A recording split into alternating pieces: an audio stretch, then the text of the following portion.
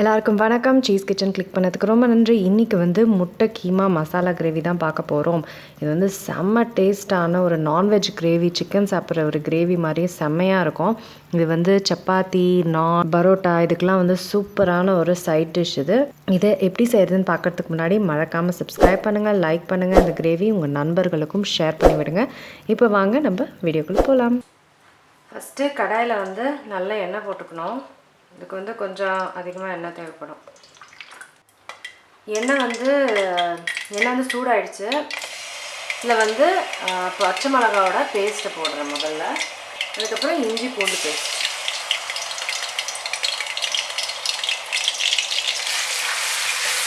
இது பச்சை வாசனை போகிற வரைக்கும் நம்ம வந்து குக் பண்ணோம்.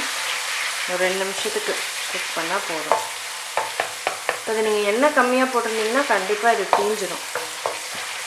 இது வந்து நிறைய இன்க்ரீடியன்ஸ் போடுறதுனால இதில் எண்ணெய் வந்து இந்த அளவுக்கு அது இருக்கணும். இதெல்லாம் நல்லா வதங்க முடியும். இதில் வந்து இப்போ வெங்காயம் போட போகிறேன். நல்லா பொடிசாக நறுக்கிற வெங்காயம்.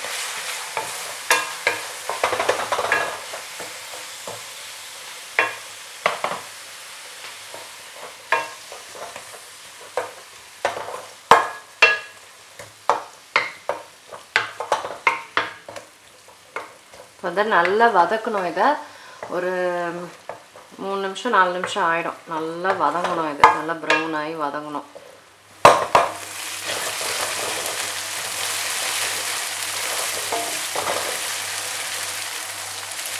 வெங்காயம் நல்லா ஆயிடுச்சு.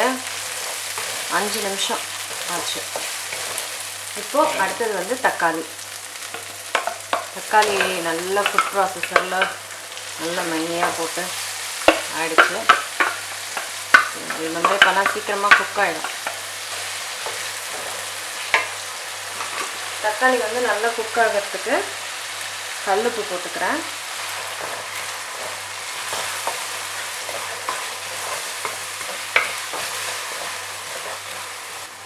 இதுக்கு வந்து இன்னும் ஒரு 5 நிமிஷம் நல்லா குக் ஆகணும். இந்த தக்காளி 5 நிமிஷம் ஆயிடுச்சு. தக்காளியும் வந்து நல்லா மசிஞ்சிருச்சு. முன்னாடியே வந்து நல்லா பொடிசாக நறுக்கினால நல்லா குக் ஆகிடுச்சு முழுசாக. இப்போது மசாலாலாம் வந்து இதில் போட்டுடலாம். வந்து சில்லி பவுடர், கொத்தமல்லி பவுடர், கரம் மசாலா, அடுத்தது மஞ்சள் தூள், அடுத்தது சீரகப்பொடி, அடுத்தது சில்லி ஃப்ளேக்ஸ், அடுத்தது கொஞ்சம் உப்பு. இப்போது இது எல்லாத்தையும் நல்லா மிக்ஸ் பண்ணிக்கிறேன்.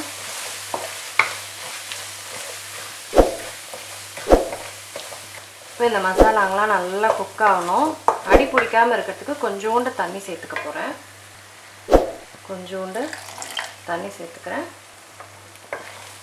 இப்போது அடி பிடிக்காமல் இருக்கும். ஒரு 3 to 4 நிமிஷம் நல்லா இதை வந்து குக் பண்ண விடுங்க. இந்த மசாலாலாம் இப்போ நல்லா குக் ஆகிடுச்சு. 5 நிமிஷமே விட்டுட்டேன். நல்லா குக் ஆகி எண்ணெய் பிரிஞ்சு வந்திருக்கு. இப்போ முட்டையை உடச்சி ஊற்ற போகிறேன்.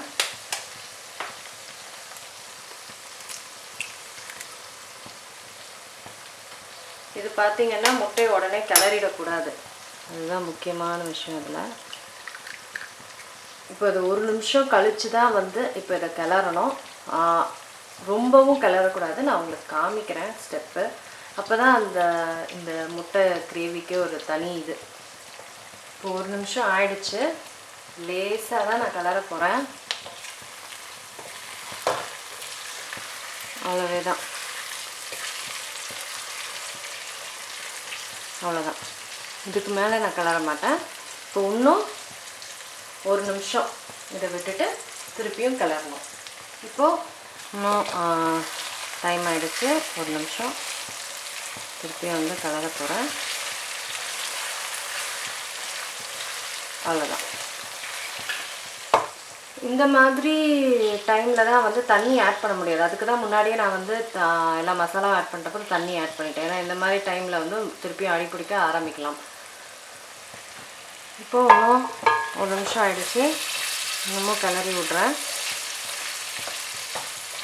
பெரிய பீஸ் இருந்தால் உடச்சி கிளறிக்கலாம்.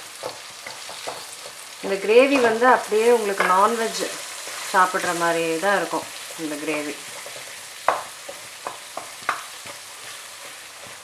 இப்போ கடைசியாக வந்து கஸ்தூரி மேத்தி போட்டுக்கிறேன். போட்டு ஒரு நிமிஷம் ஆயிடுச்சு. இப்போது கடைசியாக கஸ்தூரி மேத்தி போட்டிருக்கேன். இப்போது ஆஃப் பண்ணிடுறேன். முடிஞ்சிருச்சு, சூப்பராக முடிஞ்சிருச்சு. அப்படியே அந்த முட்டையோட அந்த மசாலாவோட சாப்பிடும்போதே செம்மையாக இருக்கும்.